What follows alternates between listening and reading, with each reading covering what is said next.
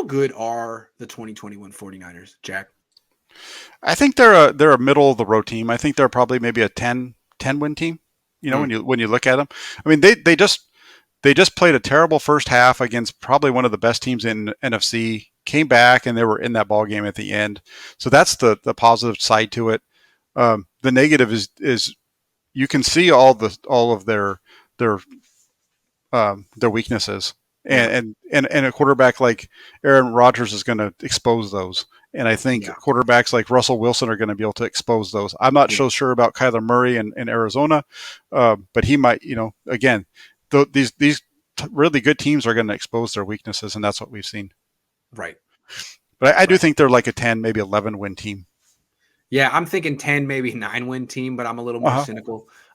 Maybe I'm expecting more injuries or more bad luck. But yeah, I think basically we're seeing that they're maybe not a mediocre team, but like a high level in between mediocre and good, somewhere in there, and more like battling for a playoff spot. Definitely a wild card team, I would say. I'd be surprised if this team won the division, even though they're only Yeah, a game out.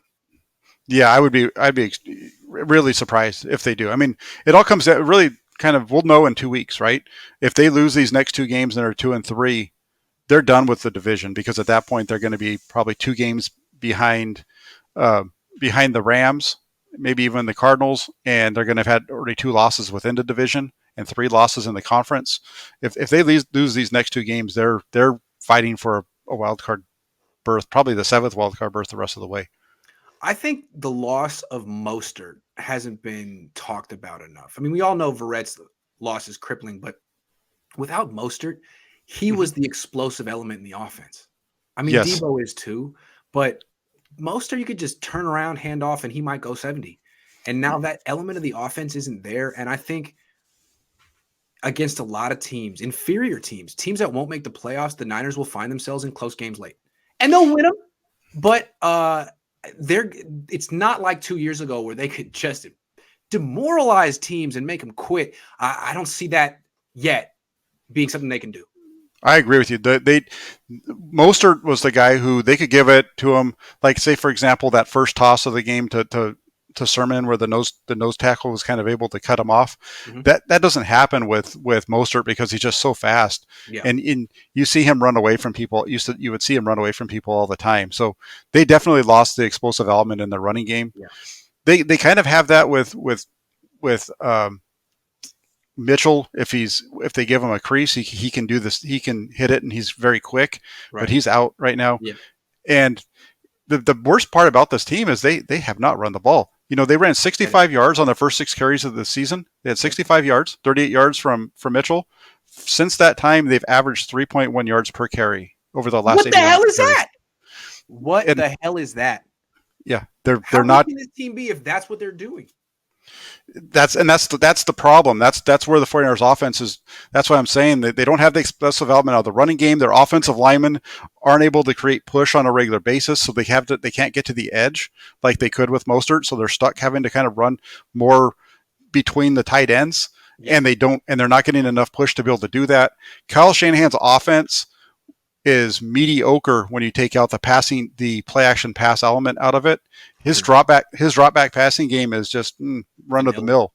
Yeah. Yeah, and, Yeah. and you can see that all over the little bits of the film and stuff that I've seen of this game. I mean, people are talking about safeties playing at only 10 yards, but then you watch the routes that are being run and nobody's running past 10 yards. Right. So it's not just Garoppolo.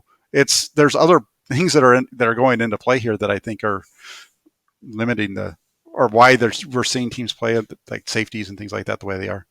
Yeah. So I mean, look, Kittle's explosive, Mm-hmm. Ayuk's explosive, Debo's explosive, but the pass game really isn't, because to get explosive plays out of the pass game, those guys have to do it all after the catch, which is hard to do. It requires breaking tackles and it's hard. It's harder Yeah, than catching the ball down the field.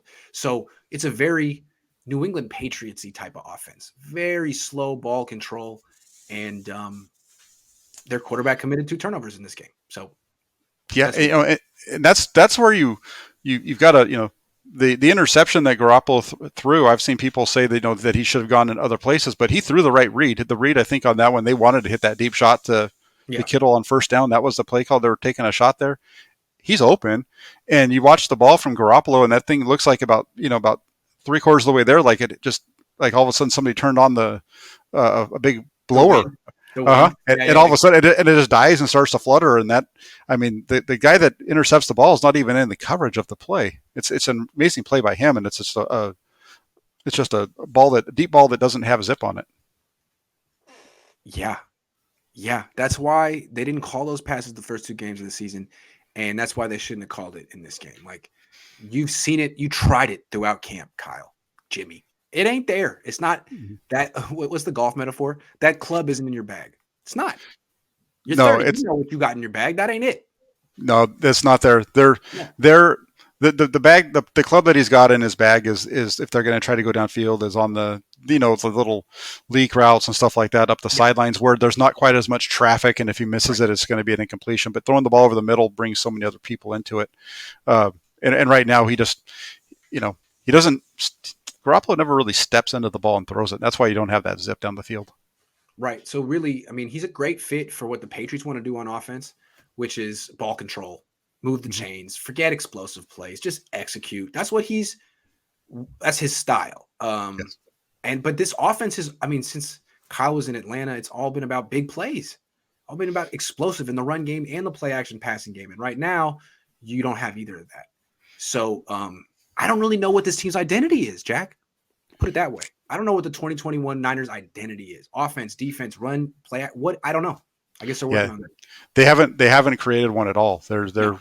mediocre. Right now their identity on offense is we're going to stink for the first quarter and a half, and then we're going to score a touchdown at the end of the first half, and then we're going to play Yeah. good in the second half. That's kind of Yeah. what their identity is. Well, because Right. the second half of the last 2 weeks, they've kind of looked like the 49ers that we've come to know over Shanahan's tenure Right. here.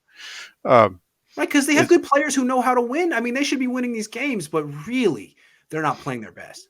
yeah, no, and on defense, we're going to rush you off the edges out of this wide nine, and we're going to bend but not break Right. unless you have a quarterback that can break us. And And more and more teams do these days. Mm-hmm. Guess Jalen Hurts isn't as good as I thought. Sorry, guys. I got a little excited about Jalen Hurts. Man, I was watching him last night. Now, to be fair, I always make excuses for the quarterbacks I like. I think they called 3 runs for Miles Sanders in that game. Like, Nick, I hate you now. I used to like you. Now I hate you, Nick Sirianni. What is with these coaches? Yeah, there was something that I saw on that today. I don't know what the stat was, but like Hurts was like 12 of 12 on some kind of plays. It was maybe, I'm not sure what it was. Over the first 2 games, and then in this game they didn't even do it once. Stuff like that. I guess this is the disconnect. The way NFL coaches approach young quarterbacks is, especially mobile ones, is we got to teach you how to play from the pocket. You can't play for us until you teach it. You're not ready until you can play from the pocket. But I think the next evolution is, look, you may never be able to play from the pocket, but we can win with you playing a different style now. And if you never develop into that quarterback, I'll replace you. Mm-hmm. I will replace you. You don't have to be giving out the second contract to quarterbacks unless you have Justin Herbert. Like, the Chargers shouldn't be looking for Herbert's replacement, but I mean, you don't have to. What I'm saying is, you don't have to like try to turn every mobile quarterback into Steve Young, because it doesn't work. You're not going to. Just be happy with what you got. Run the zone read as much as possible, and then if he doesn't develop, move on to get the next one who does it that way. That's all I would say. Sure, like the guy in Baltimore. He's a perfect example. He's a perfect example of what you're talking about. Don't even try to make him a and then when his contracts come up, you just kind of maybe trade him. Trade him. Let someone else try to turn him into Brett Favre, but you don't have to do that. There are quarterbacks that come out that play that college style who can win. Unless you're like, no, Jalen, you need to stay in the pocket. Well, enjoy this loss. Take it, Nick. Enjoy it. Yeah. Because you're gonna lose for sure. Anyway, I get all mad. I feel like it's kind of like watching basketball 15 years ago and having a player like Steph Curry on the court and a coach not letting him shoot threes. It's like, well, what's the point then, dude? Come on. Yeah, and the thing is, there's on your player. There's so many of those guys that you're talking about in the college ranks nowadays, right, that are more along those lines of what you're talking about, and it works really well in college. Kelly. Ugh. Yeah, well, you're rotating guys over every 4 years, so it works well there. Good point. in the NFL, it's not quite as easy to do, but I see where you're going with it. Uh, it's too bad I don't think the Foreigners have that guy when it comes to Trey Lance. I mean, he's going to be a good player, but Yeah. he's not the he's not the running explosive running threat like a Lamar Jackson. No. No. You know, but He's bigger. Yeah. yeah. I'm really looking forward to the day that Trey Lance gets on the field for a lot of reasons. Yeah, real quick before I really think that the most special thing about Trey Lance, if there is anything that's special about him, is going to be his play action passing. The zone read will be a nice addition to what he can do, but what's going to separate him, if anything, does is how he does play action passing. It should, I mean, his skill set theoretically should allow him to do anything off of play action, anything. Yeah, well, yeah, his arm Yeah. would lead you to believe that he can hit all areas of the field. We'll see. Yeah. Yeah. We'll The only concern I think that they have with him is his accuracy, but True. we'll see how that turns out.